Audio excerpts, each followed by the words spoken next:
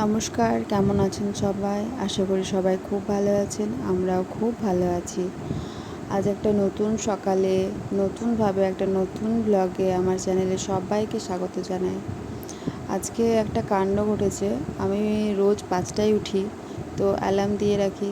আজকেও রেখেছিলাম যথারীতি, কিন্তু অ্যালার্ম বন্ধ করে আমি আবার ঘুমিয়ে গেছি। যেহেতু আজকে ছেলের ছুটি ছিল, তো সেহেতু আমি আবার ঘুমিয়ে গেছি। এবং আমার হাজব্যান্ড তো মর্নিং ওয়াকে যায়, ও হাঁটতে চলে গেছে, ও জানে যে আমি উঠে যাব, কিন্তু আমি উঠিনি, আমি ঘুমিয়ে গেছি। এবার ও ফিরে আসার পর আমার ৭টার সময় ঘুম ভেঙেছে।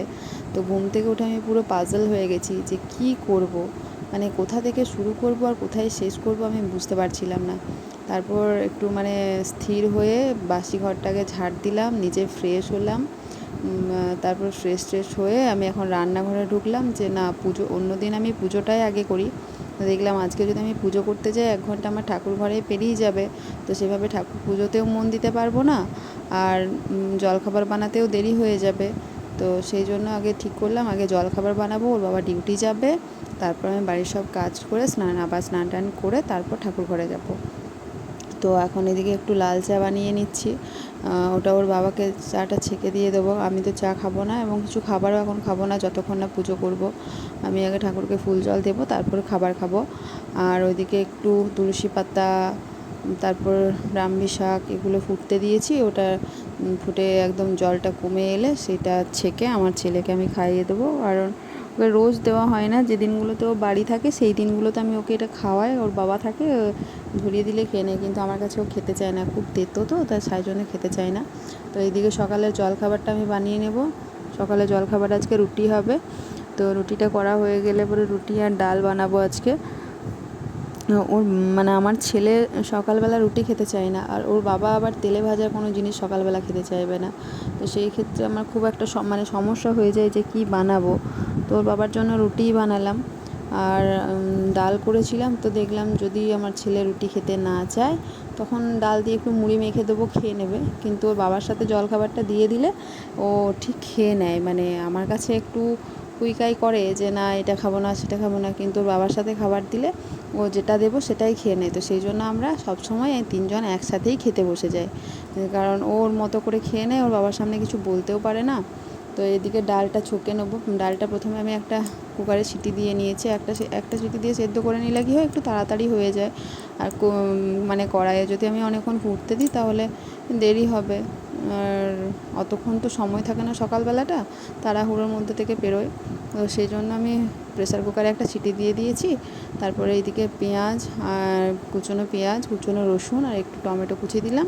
তারপরে এটা ভালো করে ভাজা ভাজা হয়ে গেলে একটু গলিয়ে নেব, তারপর গলিয়ে ডালটা মিক্স করে দেবো। তো আজকে আমার ছেলে দেখলাম ডাল দিয়ে রুটি খেয়ে নিচ্ছে ও। আর এই মুসুর ডালটা আমার ভীষণ ভালো লাগে, তড়কার মতো একটা বেশ গন্ধ আসে। আর আমি যদি রুটি খেতে না পারি সকালবেলা মুড়ি দিয়েও আমি এই ডালটা খেয়ে নিই। আর একটুখানি সবজিও মিক্স থাকে তাতে, আমারও ভালো লাগে খেতে। এই যে ভাজা ভাজা হয়ে গেছে, এবার আমি একটু এর মধ্যে ডালটা একটু মিক্স করে দেবো। হয়ে গেছে ডাল রেডি। এবার চলো ওর বাবাকে জলখাবারটা সকালে দিয়ে দিই। আজকে সকালের জলখাবারে ছিল রুটি, ডাল, মিষ্টি আর কলা। এই দিয়ে ওদের বাবাকে ছেলেকে দুজনকে খাইয়ে দিয়ে আমি স্নান টান করে বাড়ির সব কাজ করে এবার চলে যাব পুজো করতে। এবার চলে এসেছি ছাদে। আর আপনারা তো সবাই জানেন আমার ঠাকুর ঘরটা ছাদের ওপর। তো ছাদের থেকে বাইরের ভিউটা দেখতে আমি না ছাদে গেলেই ১০ মিনিট আমি বাইরের দিকে তাকিয়েই থাকি। ওই বাইরের এগুলো সবুজ চারিদিকটা দেখতে খুব ভালো লাগে। যদি মন খারাপও থাকে না, তো ওই একদৃষ্টে এইভাবে তাকিয়ে থাকতে আমার ভীষণ ভালো লাগে, মন ভালো হয়ে যায়। তো দেখছি রাস্তা দিয়ে কত লোকজন যাচ্ছে। আর ওই দিকটাতে আমাদের যে পাড়াটা থাকি, ভেতর দিকে পাড়াটা শুরু হচ্ছে। ছাদের থেকে ভালোভাবে দেখা যায় না কোনো অনুষ্ঠান, আমি তো নিচে অতটা যাইও না। তো সেখানে যখন নিচে যাব কোনো অনুষ্ঠানে, তখন আপনাদেরকে দেখাবো আমাদের পাড়াটা কতটা বড়, কোয়ার্টারটা। তো এবার চলে এসেছি ঠাকুর ঘরে। এবার প্রথমে আমি ঠাকুর ঘরটা মুছে সমস্ত পুজোর বাসনগুলো আগে মেজে ধুয়ে ভালো করে পরিষ্কার করে নেবো। আর এই দেখুন তুলসী গাছটার চেহারাটা একবার দেখুন। বর্ষাকালে বলতে হয় না, যেখানে বীজ পড়ে সেখানেই তুলসী গাছ, বড় বড় তুলসী গাছ হয়ে যায়। আর জবা গাছটা দিন দিন যেন তরতর করে লম্বা হচ্ছে, কেউ যেন কমপ্লেনগুলো খাইয়ে দিয়েছে। এখানেও একটা তুলসী গাছ হয়েছে। গোলাপ গাছটাকে তো খেয়েই নিল। গ্রীষ্মকালে পুরো গোলাপ গাছটা একদম মরে গেছিলো, তো এখন দেখছি আবার 2-4টে কচি কচি পাতা গজিয়েছে, আবার একটা ফুলও ফুটেছে। কিন্তু আগের বার যখন আমি গাছটা লাগিয়েছিলাম অনেক বড় বড় ফুল দিত গাছটা, কিন্তু এই বছর দেখছি পুরো একদম ফুলের সাইজটা ছোট হয়ে গেছে। আসলে আমি গাছের ভালো পরিচর্যা করতে জানি না, তো গাছের মধ্যে কি দিতে হয় আমি সেটাও জানি না, আর কিছু যত্নও করি না। ওরা এমনি প্রকৃতি এর মানে এতেই বাড়তে থাকে, প্রাকৃতিকভাবেই বাড়ে, মানে প্রকৃতি থেকেই জল নেয়, ওখানেই রোদের ছায়ায় ওইভাবে বাড়তে থাকে। তো তাতেও আমাকে কিন্তু ওরা অনেক ফুল দেয়, নিরাশ করে না। আর এখানে আমি এখন তুলসী পাতা তুলে নেব, কালকের জন্য তুলে রাখলাম, যেহেতু কালকে রবিবার। তো রবিবার দিন আমার শাশুড়ি মা বলেন যে তুলসী পাতা তুলতে নেই, তো সেই জন্য রবিবার দিন কোনো তুলসী পাতা তুলব না, আমি আজকের থেকে তুলে রাখলাম। আমার পুজো হয়ে গেছে, গোপালকে সাজানো হয়ে গেছে, এবার ঠাকুরকে ধূপ দেখিয়ে নিচ্ছি। আর এই ধূপটা আমি আলাদা করেই নিয়ে আসি, আমি কোনো স্টিক দেওয়া ধূপ নিই না, কারণ ওটার মধ্যে যে বাঁশটা দেওয়া থাকে, আমার হাজব্যান্ড বলেন যে বাঁশ পোড়াতে নেই, তো সেই জন্য ওই ধূপ। এবার চলে এসেছি রান্নাঘরে যথারীতি। এদিকে মাছ রান্না হচ্ছে, আর এদিকে একটা সয়াবিন আলু পটল মিক্স করে একটা সবজি করবো, কারণ ওর বাবা তো মাছ খায় না, আমরা মা ছেলে দুজনে মাছ খাবো। আর পটল কলা আলু সয়াবিন মিক্স করে একটা সবজি বানাবো। আর তার সাথে তো ডাল আছে। ওর বাবার এরকম কোনো সবজি সত্যি কথাই খাবার খেতে বসে মানে কোনো কিছু লাগে না, ও যা দেবে ও তাই দিয়েই খেয়ে নেবে, ও খাবারে কোনো অরুচি দেখায় না।